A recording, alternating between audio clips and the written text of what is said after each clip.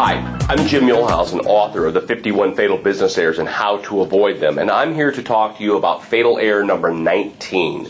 The cake is flat.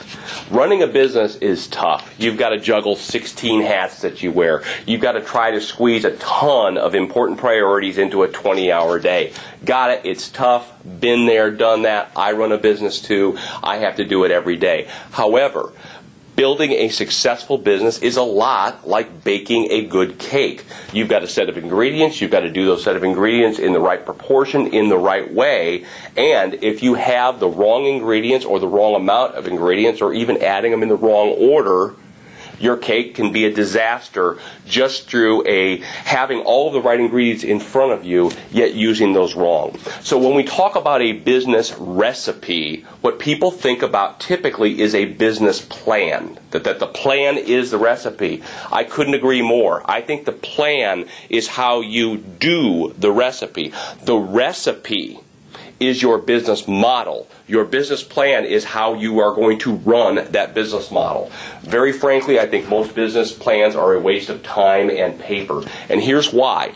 The presupposition for all business plans is that the business model is terrific. Here's how we need to run this terrific business model. And what is ending up happening is no one's spending any time on the business model thinking about how we acquire, retain, and service our customers. That is your business model. Okay, let me ask you this. Have you ever met a smart, hard-working, talented business owner that was not particularly successful? You know, they're working 6 days a week, 12 hours a day, Saturdays, not spending enough time with their kids, and they're partially successful.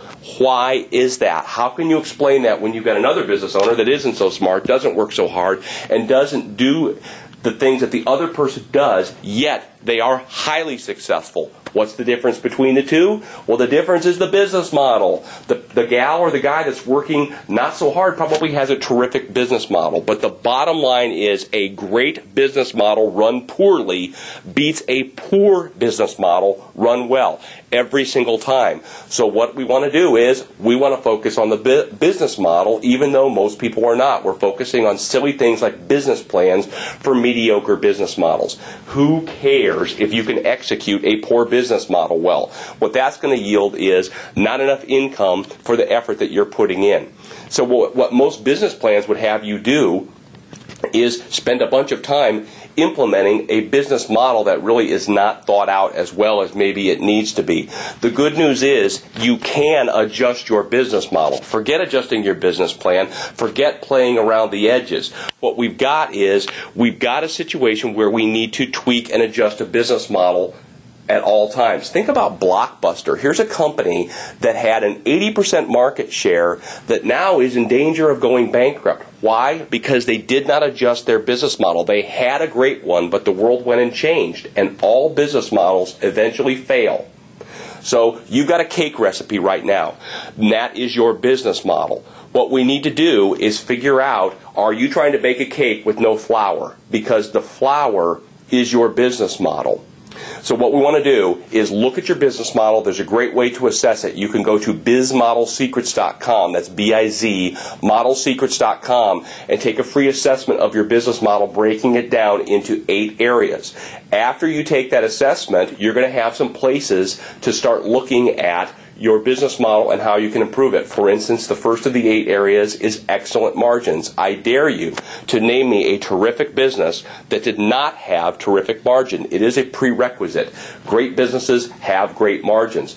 And here's the good news. Even if your margins are not what they should be, and it's your margins relative to your competition, because the margin on building a car isn't necessarily the margin on building a computer chip. It's relative margins that matter. But the great companies have the great margins. But there are actually tactics and techniques that you can do to improve your margins. That's some of the things that's talked about on Biz Model Secrets, but I encourage you to go to bizmodelsecrets.com, take the free assessment, and learn what you can do to adjust your business model and make sure that your cake is not flat.